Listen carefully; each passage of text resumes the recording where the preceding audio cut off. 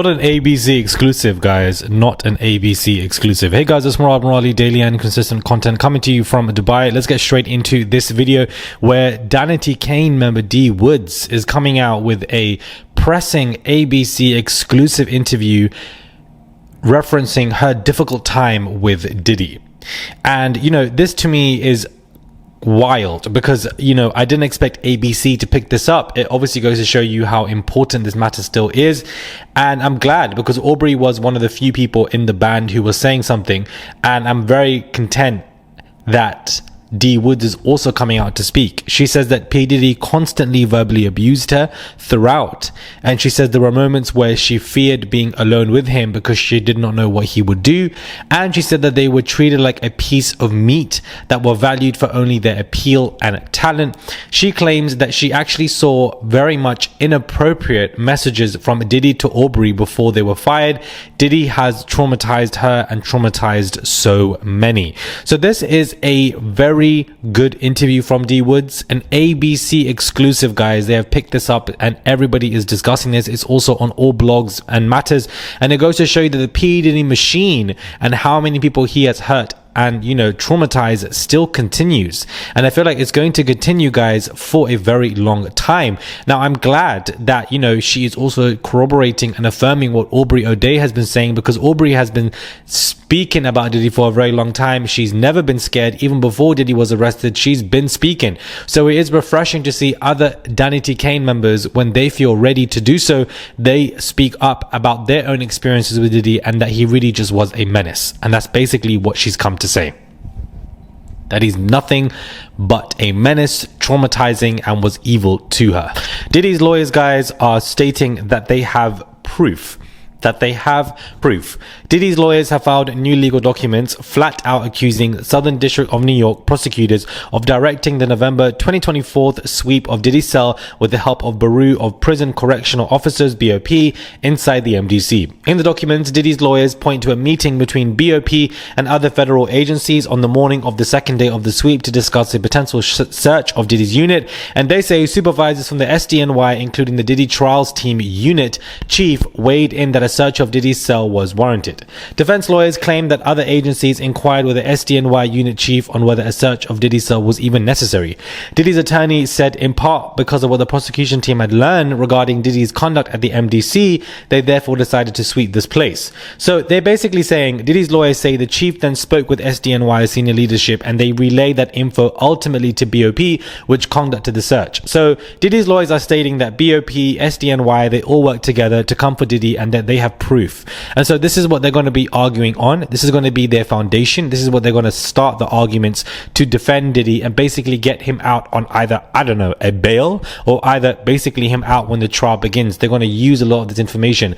I don't know what else sufficient proof that they have. I don't think that this is sufficient to me. I feel like Diddy's lawyers have been just clutching at the last straws, to be honest with you, and I feel like they have weak arguments for high profile attorneys that can't even get their client out on bail. I really don't understand what proof you have that, in my opinion, is not even going to help that much, because this man is still definitely going to be behind bars.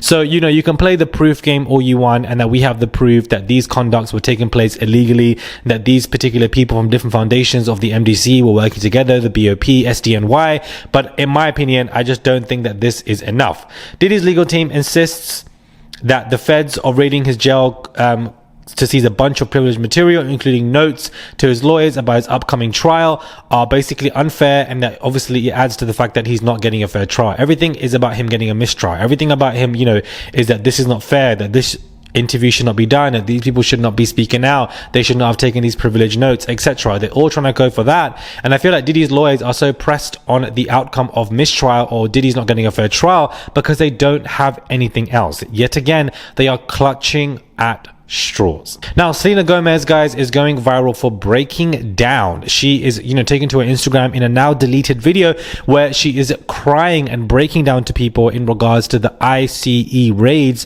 I just wanted to say that I'm so sorry. All my people are getting attacked. The children. They don't understand. I'm so sorry. I wish I could do something, but I can't. I don't know what to do. I'll try everything, I promise.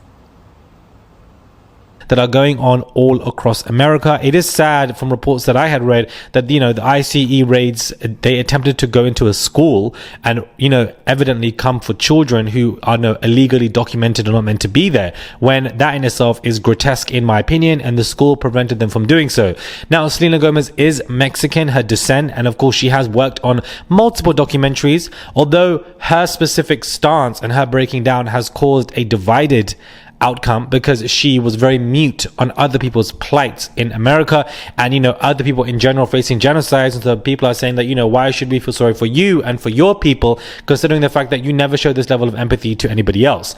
But at the same time, I also feel like, to be objective, people naturally will just show more empathy to their own communities and their own people. That's just how we as humans work. And so I can see why she's emotional. I feel like this is very passionate to her. She's worked on documentaries and now she's just seeing people basically being ripped apart from their families, and it's just a very sad moment of time. So she's broken down. The video has accumulated 20 million views on the app X alone, and it definitely is causing a controversial think piece, but she definitely is using her platforms to speak up against what the ICE raids are and what is going on.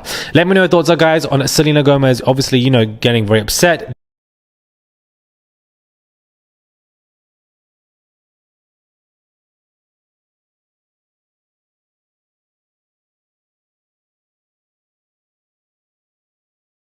D Woods coming out of the fold and getting an ABC exclusive to speak out and drag Diddy. I'm so glad that she's come to do this. And Diddy's lawyers call him proof, well, I call it bluff.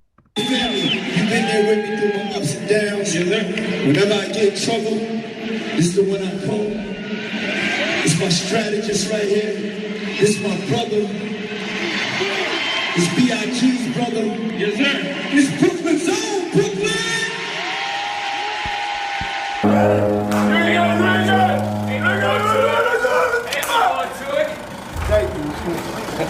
love you. I'm having a great night. I call it dramatic. I call it a chess move that is just there as a scare tactic, if at best.